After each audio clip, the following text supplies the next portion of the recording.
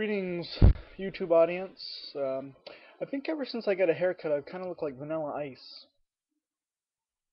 Anyway, this is the Grand Design, a critique, and let me set up my screen here, my computer screen. Introduction.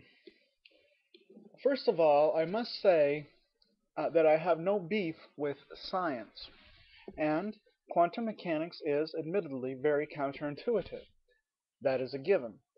Please don't confuse what I'm about to say as I critique Stephen Hawking's book, The Grand Design, as an objection to science in general or to quantum mechanics in particular. That's not what I'm doing. My intention in what follows, rather, is to critique the Grand Design not on what it has to say about theoretical physics per se, but what it has to say against Christian apologetics or the philosophy of religion. Some of what it has to say about science is no doubt good. Other things it has to say are downright retarded. And if these comments, insofar as they touch upon my own religious views, are taken seriously, then that would be a problem indeed. These comments of the Grand Design, within the book The Grand Design. Hawking and Molodinov are certainly entitled to their opinions. We do live in a free country after all. But there is a problem when they state said opinion as though it were established scientific fact. I am all the more troubled when they haven't got the foggiest what it is that they are arguing against. They just ramble on so much nonsense like Richard Dawkins and expect us to take them seriously. At any rate, I have nothing against either Hawking or Molodinov personally, and only wish to point out the flaws in their statements within the book. Even then, it is only as it bears on a misrepresentation of religion and the proof that stands behind religion that I am critiquing. So it's not the book as a whole, just as it touches upon religion. In what follows, I shall attribute the book as a whole to only Stephen Hawking. I realize that Leonard Molodinov was the co-author with Hawking, and I do not wish to slight his efforts nor his errors. I am simply omitting his name for convenience. Whatever I attribute to Hawking, then, whether for good or ill, goes equally to Molodinov. And I hope I'm saying that right, Leonard Molodinov. Finally, it also goes without saying that Mr. Hawking is much more intelligent than yours truly. It is hard to believe that one as smart as he is could have written something as dumb as The Grand Design. The possibility is very great that I may have misunderstood what it is that he is trying to say in the book. Keep that in the forefront of your mind as we proceed.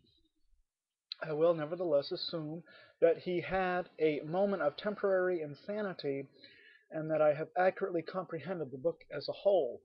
So sit back, relax, and enjoy my book review.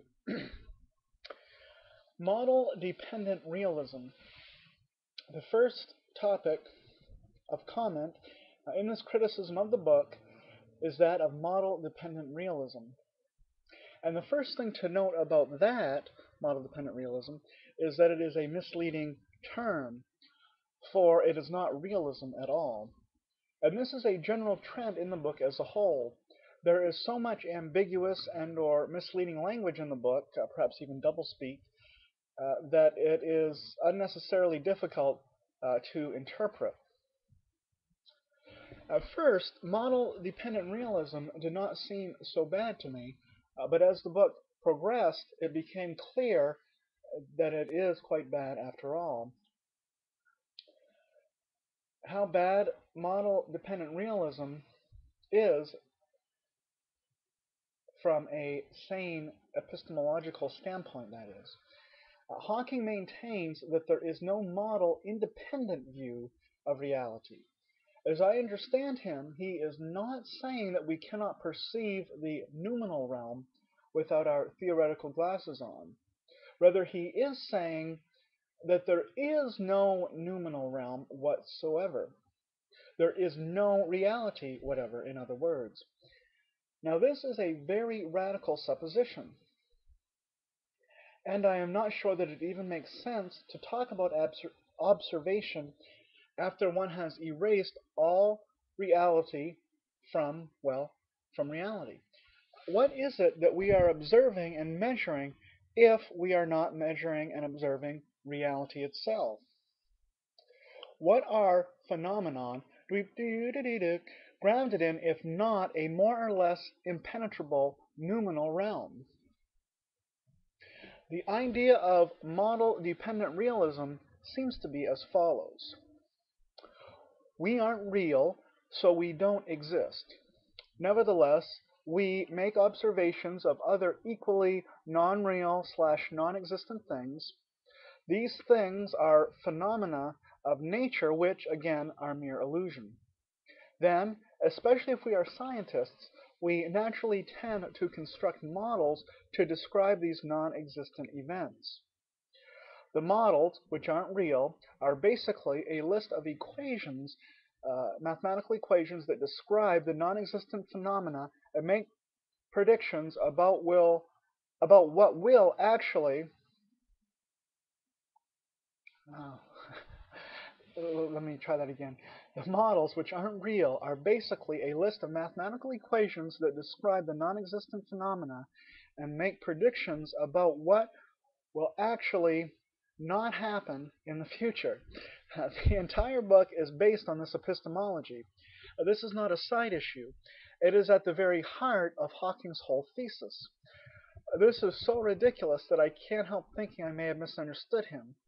While it is true that Hawking is a genius, a mere mortal such as myself can't hope to understand his theorizing, it is also true that nonsense doesn't become any less nonsense merely because it is Stephen Hawking who is spouting it off. BS is BS no matter who says it. But it gets even worse. What branch of science deals with epistemology? No branch of science. Epistemology is rather a branch of philosophy. This is not necessarily a bad thing until we read the first sentence of the second paragraph of the book. In the first paragraph, Hawking raises a number of metaphysical questions which, by the by, are also philosophical as opposed to scientific. Metaphysics is philosophy, not science. Then Hawking writes, and I quote, "Traditionally, these are questions for philosophy, but philosophy is dead." Unquote. That's right, his entire book is based on an apparently incoherent epistemology, which at the very beginning of the book he says is dead. Philosophy, and therefore any subdivision of philosophy, is dead, says Hawking. Why read any further? The whole book is like this. I don't know if half the book was written by Molodinov and the other half was written by Hawking, and they disagree on every point, and their editor was on crack, so he didn't properly edit the book. Or, alternatively, if people as enlightened as Hawking can really be this obtuse. But one big contradiction after another is the order of the day in the grand design. Maybe Hawking thought it would be like A Brief History of Time, where everyone buys the book to impress their friends without actually intending to read it. Back to the quotation. Quote, traditionally, these are questions for philosophy, but philosophy is dead. Philosophy has not kept up with modern developments in science, particularly physics. Scientists have become the bearers of the torch of discovery in our quest for knowledge. The purpose of this book is to give the answers that are suggested by recent discoveries and theoretical advances. This leads us to a new picture of the universe and our place in it that is very different from the traditional one, and different even from the picture we might have painted just a decade ago." Unquote. What does Hawking mean by the term philosophy? It seems to me that philosophy is an abstract entity of sorts, and is necessarily up to date. Eternal truth is indeed eternal. I think what is really intended then is not philosophy per se, but philosophers. Hawking is speaking about philosophers not being up to date with science. We aren't given any concrete examples, case studies, or statistics on this score, but it cannot be a universal claim that philosophers are not up to date on science. Robin Collins got his PhD in philosophy by doing a dissertation on the fine-tuning of the universe as an argument for God's existence. I'd say that is keeping up with science. In the Blackwell Companion to Natural Theology, William Lane Craig, while discussing the Kalam cosmological argument, has a professional physicist review and co-write what he says about the cosmological evidence for the beginning of the universe so he doesn't get anything wrong. So there is a philosopher in dialogue with science. Michael Ruse is a philosopher of science. He is certainly keeping up with science. He's not a Christian, he's an agnostic or an atheist, and he is certainly keeping up with science as a philosopher. Finally, I am told that many philosophers working on the mind-body problem are incorporating recent advances in neuroscience into their ratiocinations. There are all sorts of philosophers keeping up with science. Presumably, most all of them are. The least we can say is that Hawking asserts without proof what is, at best, a hasty generalization. And a hasty generalization, by the way, is logically fallacious. But there is another comment in the preceding quotation that really gets my dander up. The one about a new picture emerging that is different from the traditional one. There certainly is progress in our knowledge of the physical universe, which causes us continually to revise our picture of the world. However, it seems that there is a connotation here, and throughout the book as a whole, of a new Copernican revolution. We've all heard the line before. We used to think that we were the center of the universe, but then Galileo proved we are nothing special. Well, I've never really been able to tell how the spatial location of human beings makes them more or less significant. Does murder magically become all right when we go indoors? It's not the location of the individual that makes them important, it's their essence. It is the imago Dei. Whenever I hear the Copernican principle invoked, I always think of that scene from Men in Black. You Earthlings need to realize that size doesn't equal importance. Well, neither does location in space equal importance. So the Earth, it's now said, is not the center of the solar system. The sun is the center, and the Earth goes around the sun. So we're not in the center, we're not important, we're not special. That's the argument, but as I've just said, I don't really see how that would follow from the Earth not being at the center of the solar system. But this brings us right back into the teeth of contradiction. Speaking of the worth or lack thereof of human beings is not a scientific question. It is a philosophical question. And philosophy is dead, remember. In addition, according to model-dependent realism, we cannot see the world accurately. We cannot see that people aren't special because of new discoveries in physics.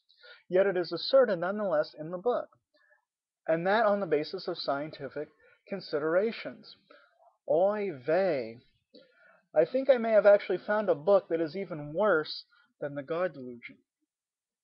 I would like to end this part of my criticism of the book on a more positive note. Though there is much fault to find in the book, there is one helpful side discussion within the book. Hawking believes in what he calls scientific determinism. If one believes rather strongly in determinism, one is still faced with the illusion that we make free choices in the libertarian sense. The Grand Design explains free will is an effective theory, that is, an oversimplification that is useful for thinking about complex phenomena. So we really are determined, says Hawking, but it seems that we are not, because free will is an effective theory.